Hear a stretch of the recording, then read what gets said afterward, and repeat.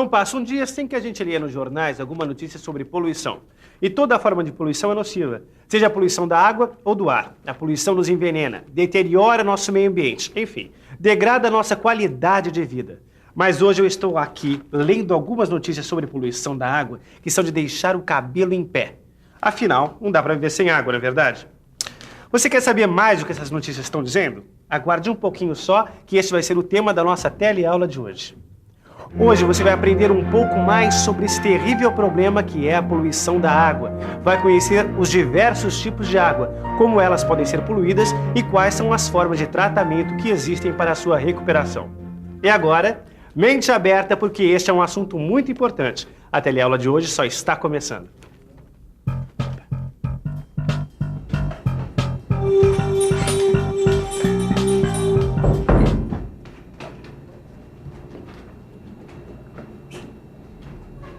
Ai, que delícia! Edgar, tem coisa melhor do que um copo d'água quando a gente tá morrendo de sede? Ai, eu quando tô com sede não gosto de ficar tomando suco, refrigerante, essas coisas, não. Eu gosto de água mesmo, limpinha, filtrada, fresquinha. Por que você tá tão compenetrado aí, hein, Ed? Ah, desculpa, Nilza, é que me veio uma ideia para uma história, então eu resolvi escrever aqui. História? Me conta, que história é essa? Bom, é só uma ideia, mas eu acho que dá para desenvolver. É a história de um peixe, só que não é um peixe qualquer, é um peixe mágico. Ele tinha 7 vidas e podia morrer 7 vezes, já pensou? Só que é uma história meio triste, porque apesar de ele ter tantas vidas, ele acaba morrendo em todas elas. Ó, vê o que é que você acha. Bom, a primeira vez que ele morreu, morava num riacho desses que passavam pela periferia da cidade. Então ele ressuscitou. Aí ele escolheu morar num rio maior. Era um rio grande que passava perto de uma indústria. Passou um tempo e ele morreu pela segunda vez. Mais uma vez ele ressuscitou e resolveu morar bem longe, em outro estado, num rio que passava perto de uma fazenda. E morreu mais uma vez. Morreu também quando foi morar numa represa, quando foi morar num lago, quando morava em alto mar e até quando morava num aquário. Esta foi a sua 7ª e última morte. Nossa, Ed, que mistério! Que legal! Mas me diz, por que é que esse peixe morria tanto? Quer dizer, eu fiquei até com dó do coitadinho.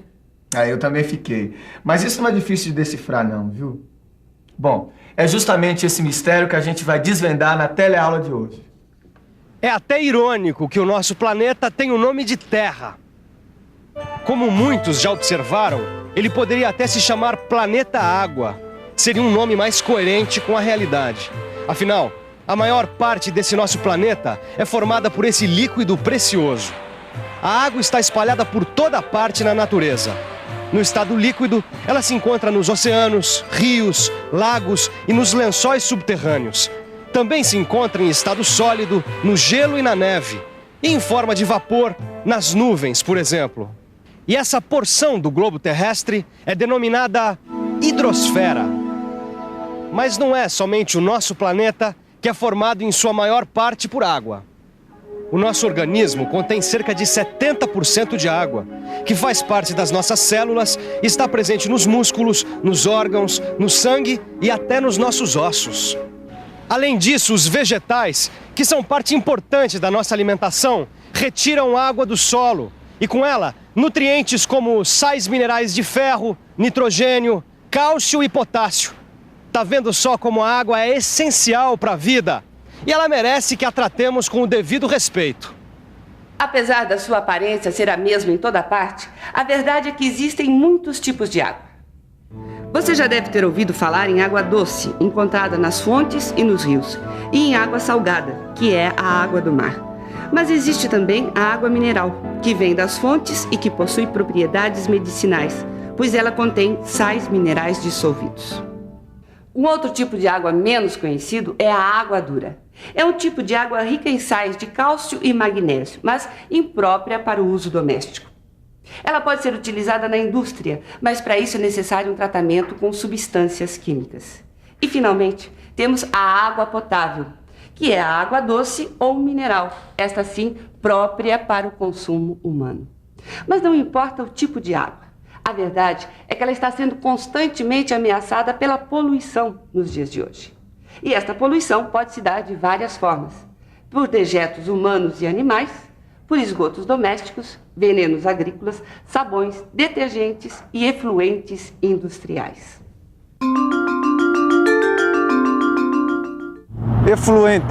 Efluentes são resíduos líquidos. Senhor, por favor, o senhor nadaria no rio Tietê? Não, Não, por quê? que é sujo, né? Não, Por quê? porque é muito poluído. Ô, sujo desse jeito aí? E se eu dissesse pra você que teve uma época que as pessoas nadavam no rio Tietê, você acreditaria? É muito difícil, né? É difícil de acreditar nisso aí. Não acredito, não. Ah, tudo bem, pode até ser verdade, né? Mas acreditar, nunca vi, não vou falar que eu acredito. A resposta pra essa pergunta é afirmativa. A verdade é que já houve, sim, um tempo em que as águas deste rio paulista eram um local de lazer. Havia provas de natação, de canoagem e muitas pessoas chegavam mesmo a pescar aqui. Mas nas últimas décadas houve uma gradativa deterioração do rio, que é o símbolo do estado de São Paulo. Suas águas tornaram-se totalmente poluídas. Mas esse não é um problema só de São Paulo, não. Esse problema afeta o Brasil todo. É verdade, o problema da poluição da água, infelizmente, é um problema nacional, que deve ser encarado seriamente por todo aquele que se preocupa com a qualidade ambiental. Dá só uma olhadinha o que deu nesse jornal aqui. Todo dia pode-se ler notícias de rios em várias cidades do país, onde o lançamento de efluentes industriais não tratados causa a morte de milhares de peixes, como aconteceu recentemente no rio Iririú, em Santa Catarina. E o geólogo Washington Novaes, que já foi secretário do Meio Ambiente de Brasília, afirma que 65% das internações pediátricas são devidas à contaminação da água. Olha só o que ele diz aqui. No nosso país está cerca de 20% da água doce de todo o mundo, mas os programas de tratamento de água são ineficientes e há total desinteresse do poder público no assunto. Mas essa consciência ambiental começa assim mesmo, a partir de você, de mim e de cada pessoa que fica mais informada sobre esse assunto. Afinal, precisamos cuidar da água que a gente bebe, não é verdade? Agora eu entendi, viu, Edgar? O que é que você quis dizer com essa sua fábula sobre o peixe mágico. Mas eu fico pensando, o que a gente fez para poluir tanto assim a água? Bom, eu acho que é um pouco de cada coisa, viu, Nilza? Bom, os esgotos domésticos de um lado, os efluentes industriais do outro lado. Bom, todos eles contêm bactérias, micróbios e outros elementos tóxicos. Isso lá é verdade. Imagina essas coisas todas sendo lançadas nos mares, nos rios. E mesmo a gente, individualmente, tem responsabilidade. O que eu já vi de gente jogando detritos nos rios e até mesmo nas fontes. Isso para não dizer das represas que reservam água potável. Agora, você entende por que pobre do peixe que eu inventei morre tanto? Morreu asfixiado na água. Pera lá, Edgar, morreu envenenado. Porque um peixe morrer asfixiado na água é um pouco demais. Mas é verdade, Nilza. Todos esses detritos jogados na água sem tratamento possuem micro-organismos. Bom, e eles respiram e consomem o oxigênio da água, que já é pouco. Quer dizer, então, que o peixe morreu de asfixia no seu próprio elemento. Ah, mas ele também morreu envenenado pelos esgotos domésticos, industriais não tratados, por excesso de agrotóxicos de uma plantação perto de um rio, ou um vazamento de petróleo em alto mar. Ah, Ed, mas será que não dá pra arrumar um finalzinho mais feliz pro seu peixe, não? Nem que seja só uma esperança. Bom, isso depende de cada um de nós. Com vontade de fazer as coisas, em tudo se pode dar um jeito. Até o que está estragado pode ser consertado. No caso das águas poluídas, por exemplo, elas precisam ser tratadas. Como você já viu, a água não se cria, não se multiplica, não aumenta nem diminui. É sempre a mesma água que está sendo utilizada em todo o planeta. O volume de água do nosso planeta é praticamente estável.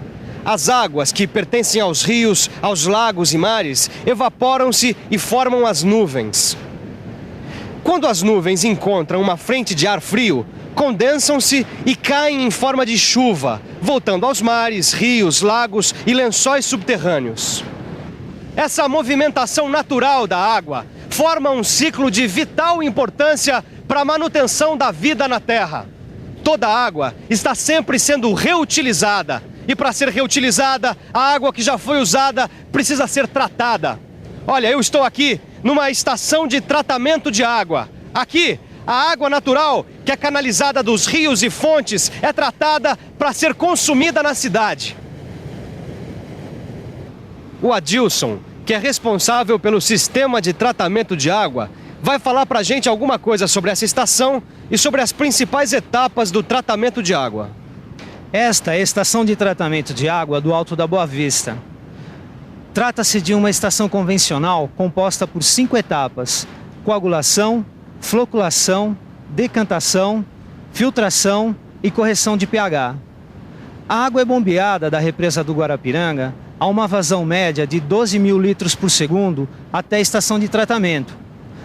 Neste ponto, é iniciado o processo de purificação da água com a adição de produtos químicos conhecidos como coagulantes, cuja função é agregar as partículas que estão em suspensão e precisam ser removidas.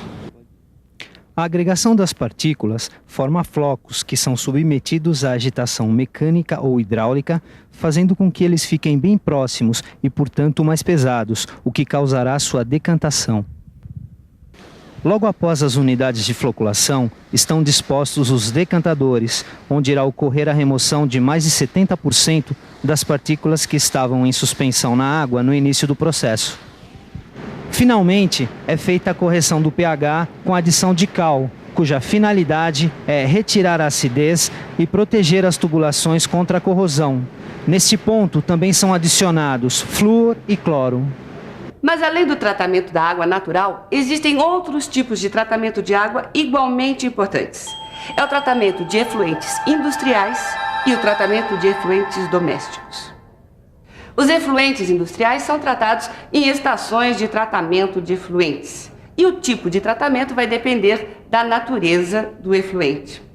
No seu livro de estudos, você vai encontrar com detalhes quais são as etapas deste processo. Mas o mais importante é você saber que mesmo a água potável precisa ser purificada domesticamente. Essa purificação é simples e pode ser feita de 3 modos: usando filtro de vela ou filtro de ozônio, fervendo a água ou adicionando substâncias químicas, como a solução de hipoclorito de sódio ou de permanganato de potássio, que não são nem nocivas nem caras. E esse programa Adam que você conseguiu lá no Senai? É sobre poluição da água, não é, Edgar? Exatamente. Foi dando uma olhada nesse material que eu me motivei a escrever aquela história do peixe mágico. Olha só, tem um capítulo que fala sobre tratamento de água. Ó, tem bastante informação e tem imagem também, ó. Que bom, né, Edgar, saber que tem gente se preocupando com a conscientização para os problemas do meio ambiente. Agora, a gente podia tentar encontrar um finalzinho mais feliz para o seu peixe, não? Sim, uma luz no fim do túnel, né, Ed? Você tem razão, viu, Neuza? Eu acho que eu vou escrever um outro final para aquele peixe. Bom, eu acho que eu vou dar a ele uma 8ª vida. Ó, mas tem uma coisa, viu? Para que ele não morra pela 8ª vez, você vai precisar da ajuda de todos nós. Incluindo, é claro, você, hein?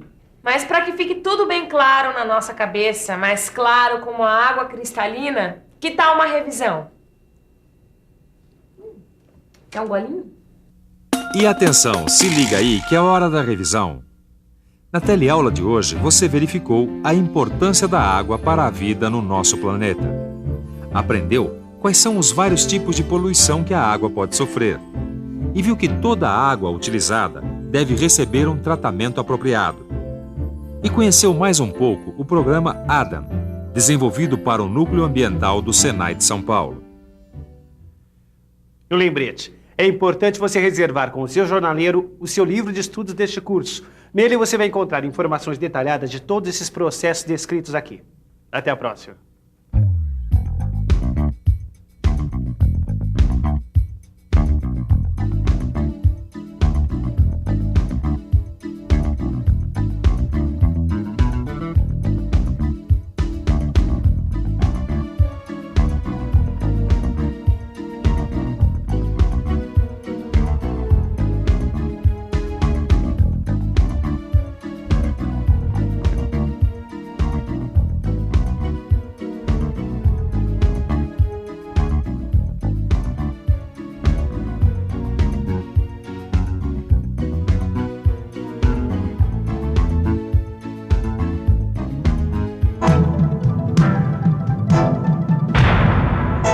Telecurso 2000, um programa de educação do Sistema Fiesp e da Fundação Roberto Marinho.